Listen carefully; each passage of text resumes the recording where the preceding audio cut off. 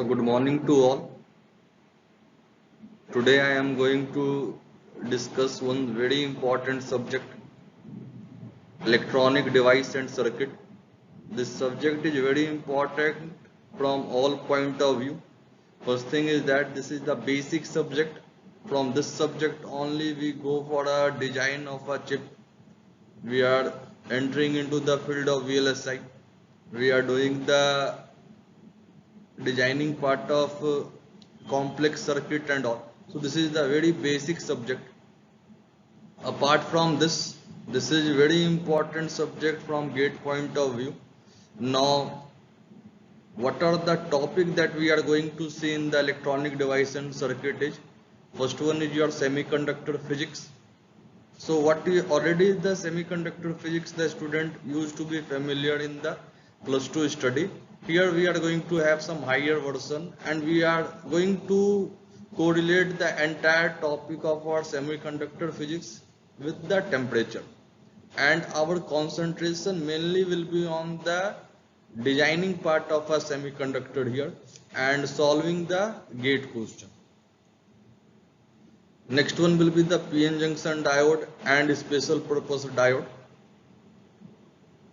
So in PN junction diode, the basic application like VI characteristic, transition capacitance, diffusion capacitance, resistance and all we are going to see, and the special purpose diode like tunnel diode, Zener diode, Vector diode.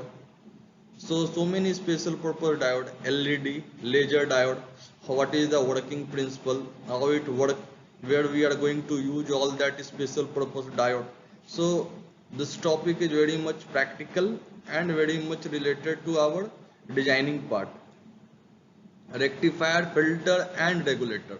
So rectifier, filter and regulator, one application of diode we are going to say in this topic, rectifier, filter and regulator. Here I have written BJT and FET basics. So in the EDC we are discussing about the basics of BJT and FET. What I mean from the basics, like basic geometry,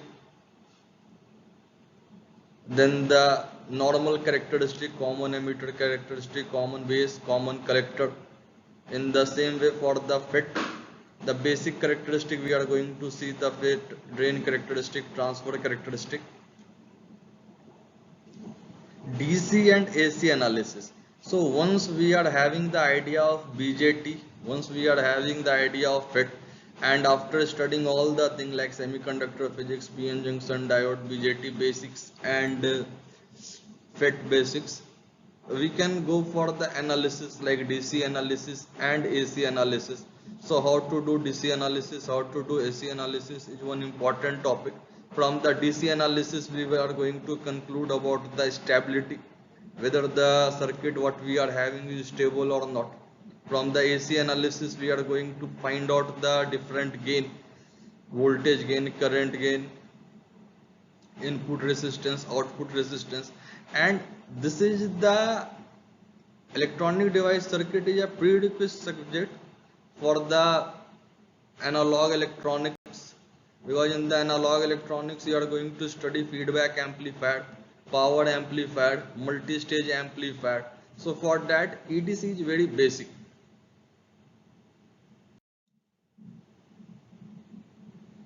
Now for the EDC, the book that I prefer here is Integrated Electronics by Millmans Halkias and C.D. Parikh.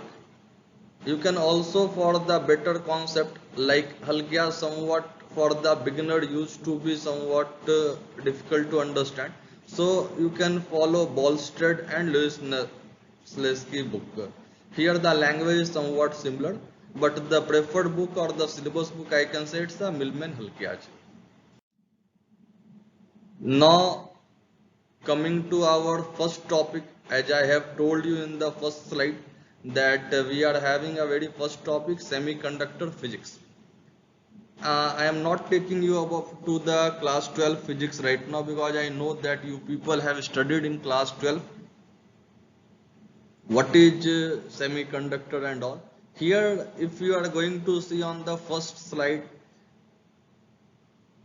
You are seeing something, thermal voltage is written here, electron volt, energy band diagram, mobility, leakage current, intrinsic carrier concentration, mass action law, and law of electrical neutrality. Most probably you might be thinking also that okay, I have written on the top semiconductor physics, and nowhere in this slide till now it's mentioned about the semiconductor. So you must know that all the parameter what I have written here, like thermal voltage, electron volt, energy band diagram, mobility, leakage current, intrinsic carrier concentration, mass action law, and law of electrical neutrality. So these are the building block for any semiconductor before we go for the further study of semiconductor. Again I tell, this is like a building block for the semiconductor. So this is the base. We have to understand this. Then only our understanding of semiconductor will be efficient and will be very much useful if we want to apply for a higher study or if we want to solve some complex problem. So these are the very basic thing and these are the very basic building blocks, I can say that. So after this we are going for a semiconductor. Now semiconductor, when I am telling here the semiconductor, the thing what it comes in our mind, it's a pure semiconductor and impure semiconductor. So I repeat it, semiconductor, when we are studying the semiconductor, what are the things that is coming in our mind is pure semiconductor and impure semiconductor. So we will discuss about pure semiconductor and impure semiconductor in coming classes, but semiconductor we are having pure semiconductor, impure semiconductor. Now this conductivity. So the whole thing here what we are doing, that we are doing it for the conductivity. So conductivity is one very important parameter, and because of some property of a semiconductor, it shows the property of a conductivity. So we are going to discuss about the conductivity of semiconductor. Current density, once we got the idea about the conductivity, we can go for a current density. I tell you here, anyway, when I am going for current density, I will be going to tell in a very detailed manner about the current density. But semiconductor, we find one more current density, like suppose if I ask you right now, current density. So you know one current density, that is your drift current density, and the drift current density is based on the electric field intensity. But in semiconductor physics we are having one more current density, we are calling it as a diffusion current density. So drift current density and diffusion current density. So two current density we are going to see in a semiconductor physics. Einstein equation.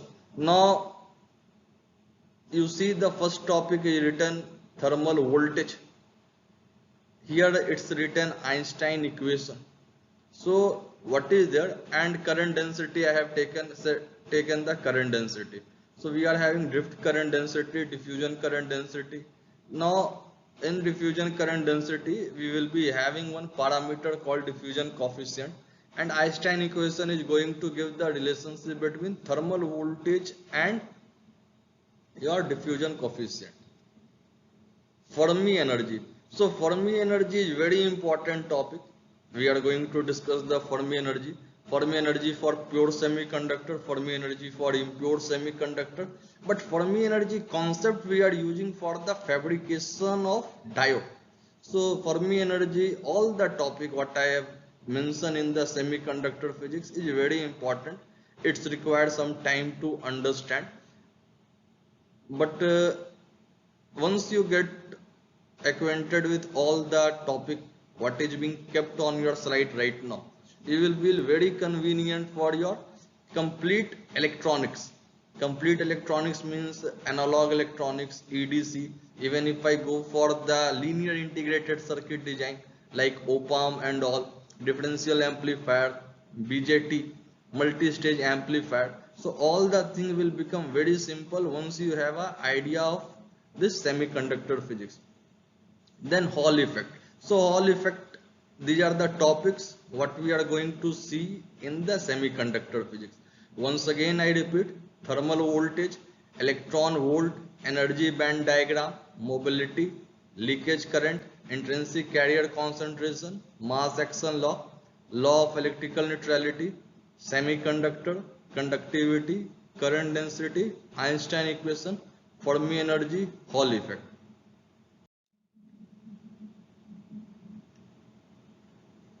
Okay, so lecture plan. In the first lecture I had kept this four topic. One is your thermal voltage, one is your electron volt, one is your energy band diagram, one is the mobility. So I am going to divide around 30 minutes of the lectures for the entire semiconductor physics. So 30 minutes of lecture I am going to divide. 5 lecture I am going to take to complete the entire semiconductor physics. And in our lecture 1, I had kept the topic thermal voltage, electron volt, energy band diagram and mobility.